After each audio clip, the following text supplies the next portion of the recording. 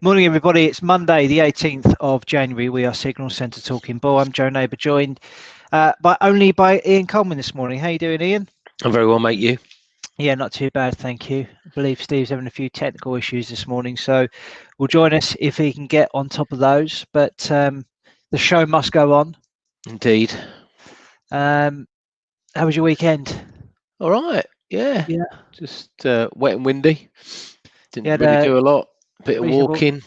Bit of snow, didn't you, over the weekend or just the end of last week? Yeah, on Friday it was good. There was a good dump, but then it sort of Saturday was lethal because it started to rain on Friday night and then froze overnight.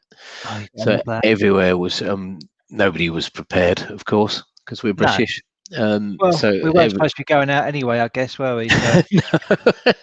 No, that's the point. So even walking the dog was quite hazardous. There was a few people I knew that went out for. Well, one guy I know went out for a run and fell over, broke his arm. Oh Christ! So yeah. And so we did. So we didn't go for a walk on Saturday. We left it until Sunday, and then did a 10k on Sunday, which was quite nice. Oh, nice. Yeah, a bit muddy, excellent. But yeah. I think yours. What did you get up to? Much the same, really. Bit of running, bit of walking the dog. Not much else you can do, is there, really? So just keep my head down, staying away from people, and just passing the time, really. Hopefully, getting through this situation. Yes, indeed. Okay, so news from the weekend. The biggest news that I can see on the wires this morning is regarding fresh hopes, economic hopes for China after their GDP jumped by 6.5% in the final quarter. That's topping all of the forecasts and is above the pre-pandemic growth rate. So I don't know if there's fiddling going on or what. But I'm going to say conspiracy theorists are going to be all over that now, aren't they? Yeah, crazy. That was what they were determining at the beginning, that China was going to infect the world and then blast off to oblivion on their own. So become the world superpower. So their economy is the only major one to avoid contraction in 2020. Let's let him in. Hey. Yeah, got it. Hello, Steve. Morning. Fuzzy Steve. The camera's not very good, is it? Tap. Give it a whack. Give it a kick. That's our technical guru, by the way, Steve O'Hare. Head of tech. You're in a different room? Have you moved rooms? No, I moved the camera onto the other screen. Oh. Yeah, so a little bit of a weird one there, but obviously they're doing quite well, and hopefully that gives us all a bit of hope that we'll all come out of this in pretty decent shape. You're talking about Liverpool? No. All right. Talking about the Chinese GDP jumping 6.5%. Oh yeah. What else have we got? So the inauguration report, I think it's quite important. This Wall Street Journal report saying Yellen's saying that she's going to have a firmer commitment to market determined exchange rates. So no fiddling, and the dollar's taken a bit of a boost on the back of that this morning. Cool, we'll come to the chart shortly. So in terms of other news this week, we've got the inauguration. Is that this week? Board with that. Let's have a look. Yes, it is this week, isn't it? Is it normally on a Sunday?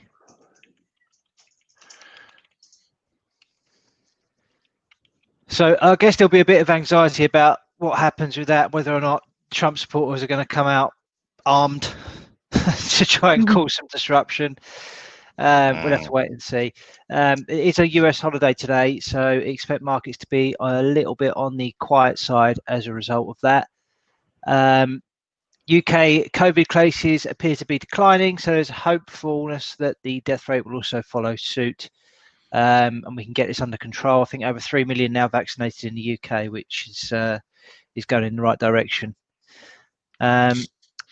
Ian, you found any information on the inauguration, or are we going to go straight? I was just looking at this.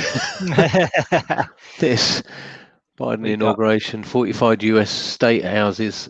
Let's see some small protests. These, look, I mean, look at that. Look, it's mental, isn't it? Proper ammunition there, isn't there? It'd terrify you, wouldn't you, if you was walking around and saw that? Gathered on Sunday at the State House where tensions are high after deadly riots. Blah blah blah blah blah.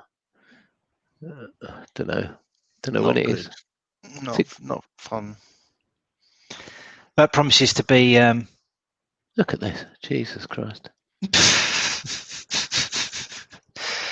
Members of the. I mean, you're gonna. Is that Trump's crew outside of The Boogaloo Boys? The Boogaloo boys. Better not slag them off too much. They'll come and get us, I reckon. Yeah. That's more like it. Look at him, lads. Yeah. Anyway, no, I can't see what date it is after all of that. All right, we'll find it out. Ian, I'll chuck it over to you, and you can do some bits on the chart. So it's given the dollar the boost. So I can't see any technical reason why it's going to slow down. Really, I mean, this is a 4-hour chart. So we got towards a sort of 50% pullback level, and then we've rallied up. We've got a previous swing high up here. But I don't really see anything in the way of resistance until about 91.53, 91.63.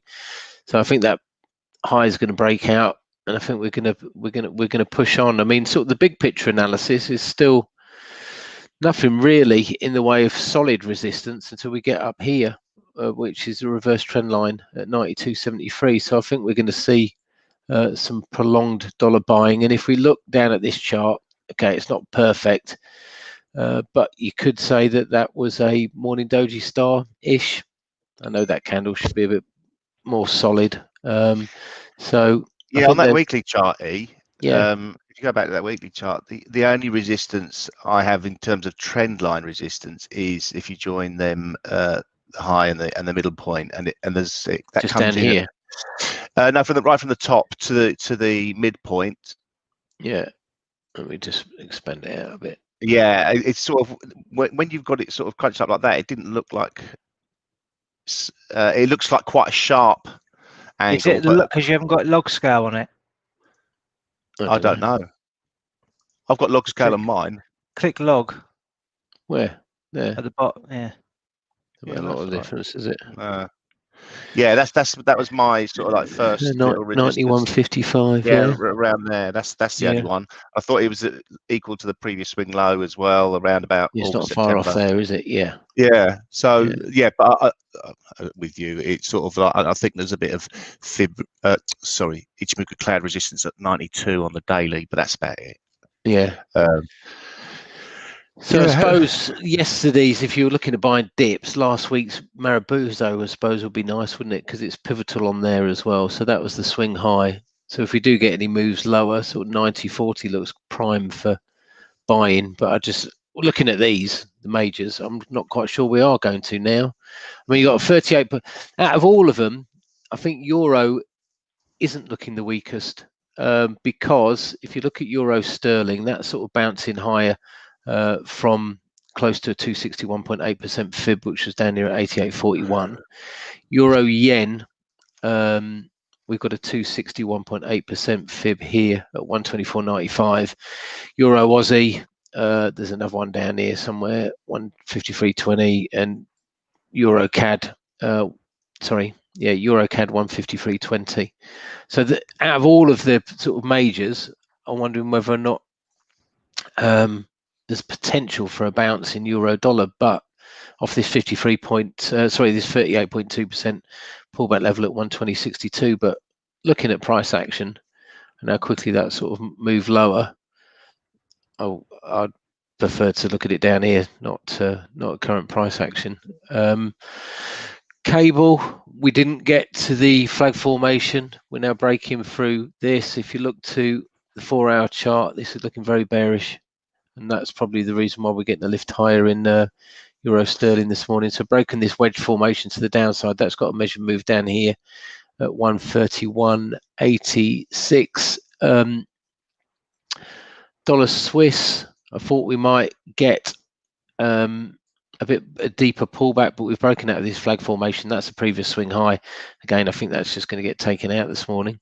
Dollar yen, out of all of them, I still fancy dollar yen lower, especially I think it's looking a bit risk-offy, isn't it, at the moment, stocks? I still like 102.50, so I think if you get short-term rallies, they're worth selling into. The first sort of confluence area is down here at 102.98. Dollar CAD has taken off We did have a confluence area to the downside at 125.21, 125 the figure, but I don't think we're going to get there. I think we're just going to break this swing higher this morning by the state of this continued rally. Aussie dollar, New Zealand dollar, they hit some sort of decent fibs on higher time frames. This was a 224%. It's Aussie yen was the prime one, which was, I'm really waffling through the charts this morning. 261.8%. This is on a weekly chart, and we're having a good turnover there, and that's moving to the downside. So I do think we're getting a fair bit of risk off. And New Zealand dollar was a 261.8% fib here at 73.28 and got pretty close. So I think commodity currencies look quite weak, which normally means risk off.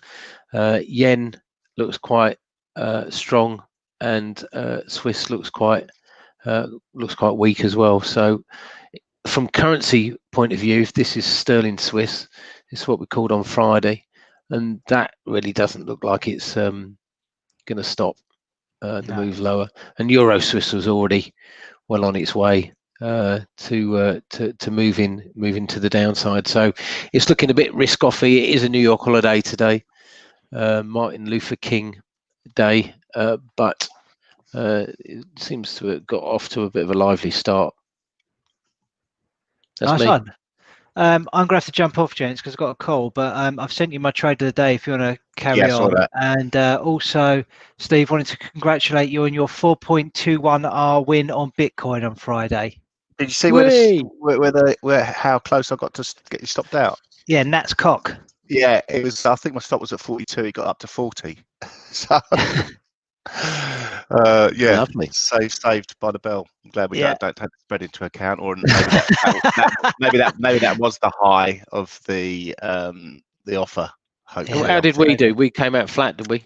Yeah, I was flat. You were 0.2R up. So all in all, it was a pretty good day for us, making 4.41R on the sesh. Lovely. So yeah, I'm going to have to jump off anyway, gents. But cheers, have a good day, and I'll catch you all tomorrow. Yeah. All right. We'll tell you when to switch the thing off or whatever. I can switch it. Yeah, it off. You can switch it off. Okay. Right. See ya. Don't leave us. Yeah, now it all goes wrong. It all goes Pete Tong now. I've added your chart so I can do that bit. Yeah. I found the HD on the camera as well, so it's a little bit less blurry now. It hasn't affected my eyes though. My eyes are still a bit blurry, a bit tired this morning. Is it Sunday session? No, I haven't had a drink since Christmas Day. So really, well done.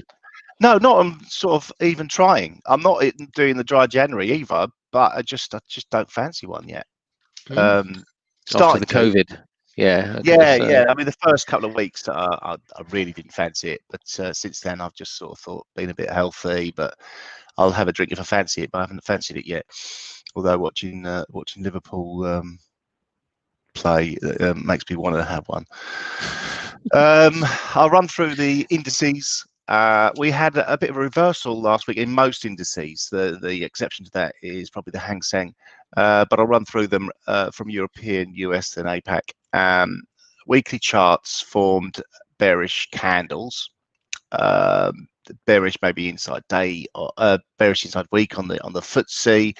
So sort of signs of a bit of a topping formation coming in. On the hourly chart, we can see that we've had a little bit of a spike up in the last hour.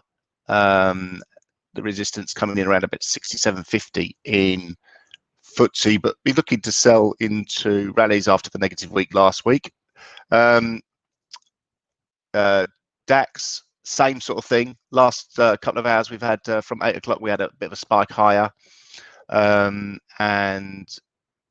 this Ichimoku cloud resistance comes in, resistance there just above 30,800. Obviously I like the 30,813, so that might be an opportunity there for a small sell with a tight stop.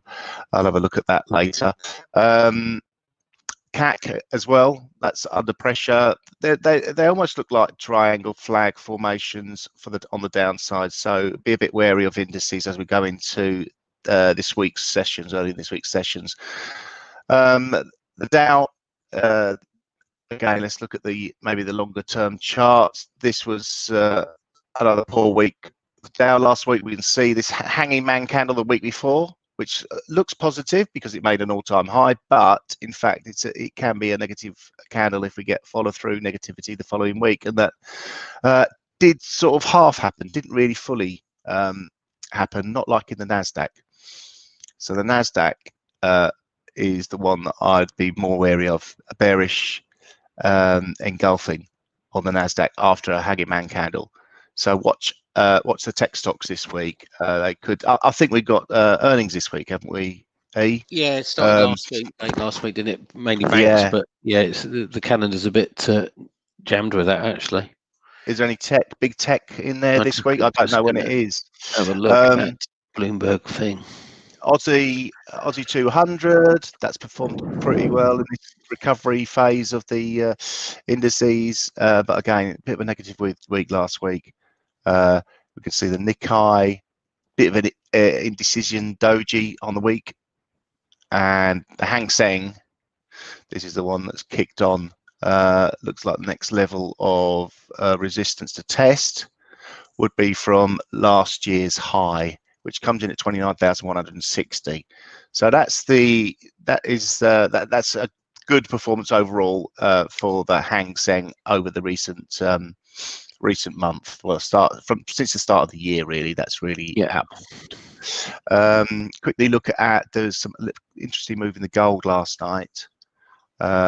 We've obviously another bearish week last week after the bearish shooting star candle from the week before. But we can see the overnight price action, a big spike down here. That this was sort of just after the open.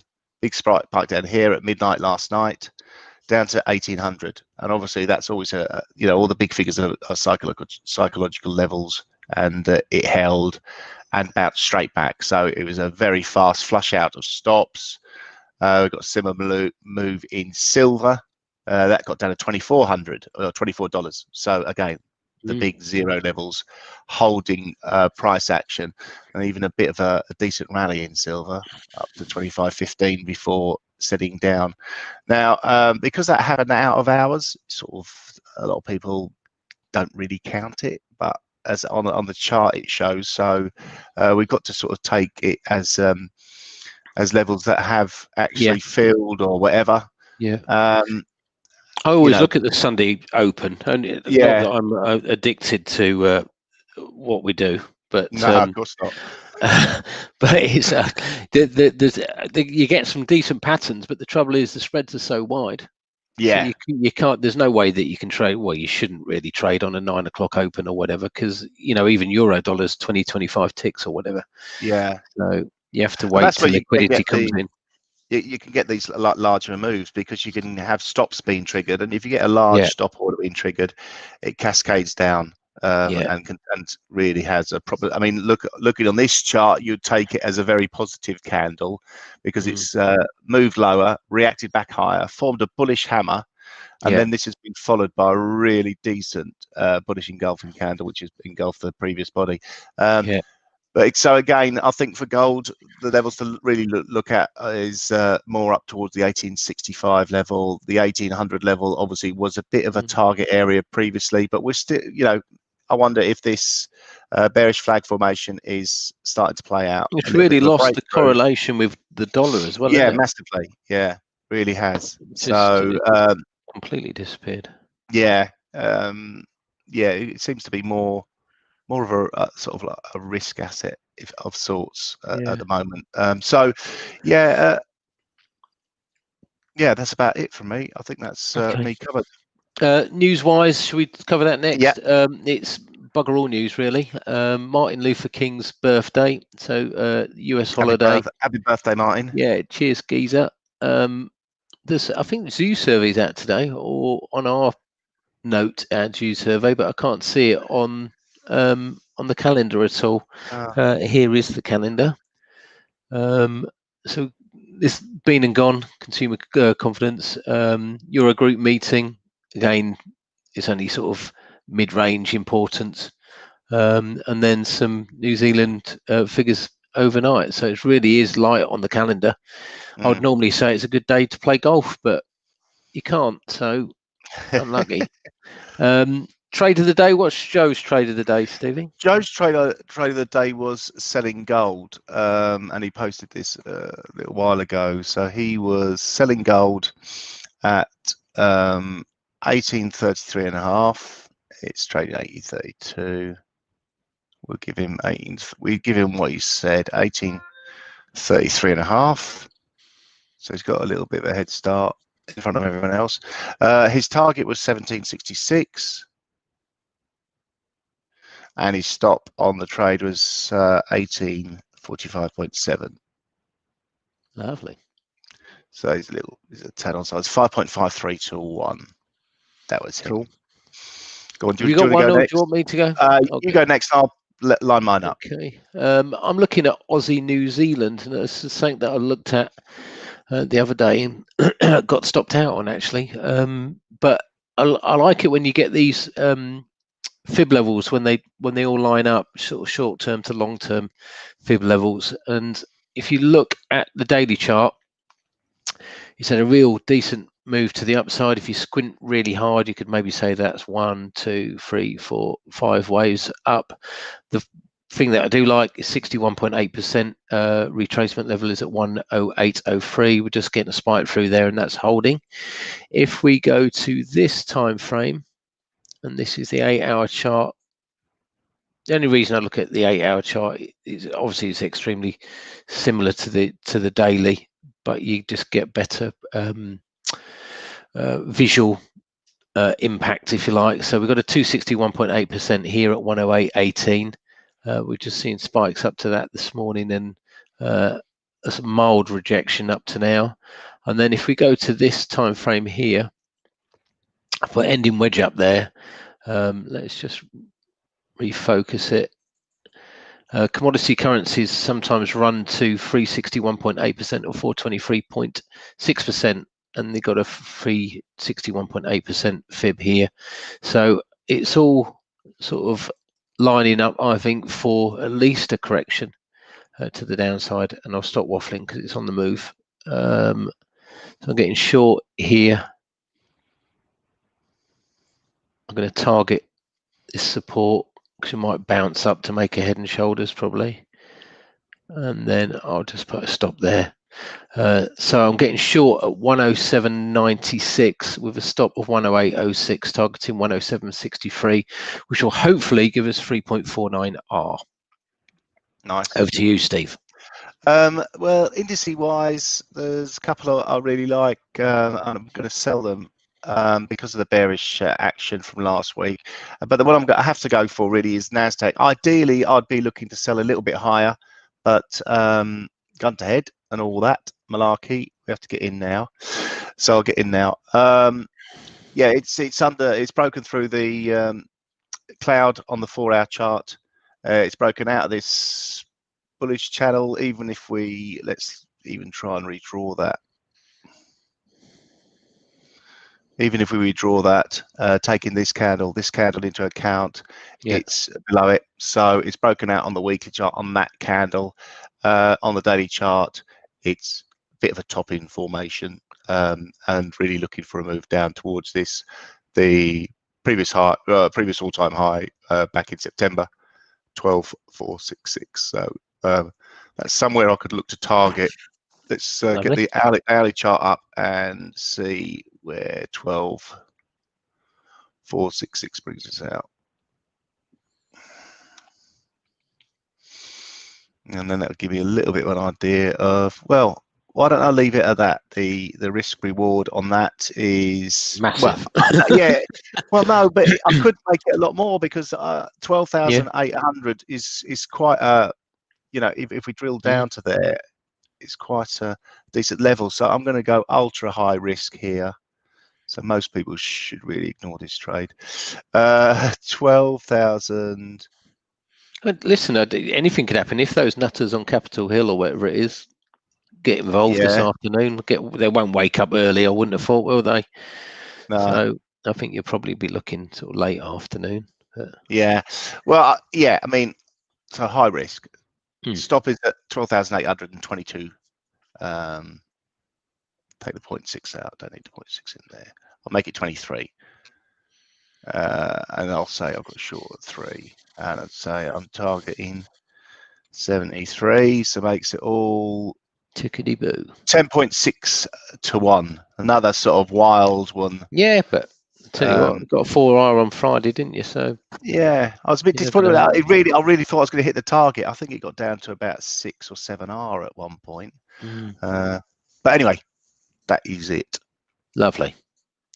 Okay, so I'm short of Aussie New Zealand. Joe is short of gold, and Stevie's selling Nasdaq. Marvelous. Nothing else really to talk about, I don't believe. Like Steve said, there's a bit of earnings today, or it's earnings season, but New York holiday, low liquidity, could get some fast money moves, but we'll wait and see. Yeah, lovely. All right, mate. Okay, well, mate, have a good week, everyone. Yeah, cheers, and see you tomorrow. All right, bye. Cheers.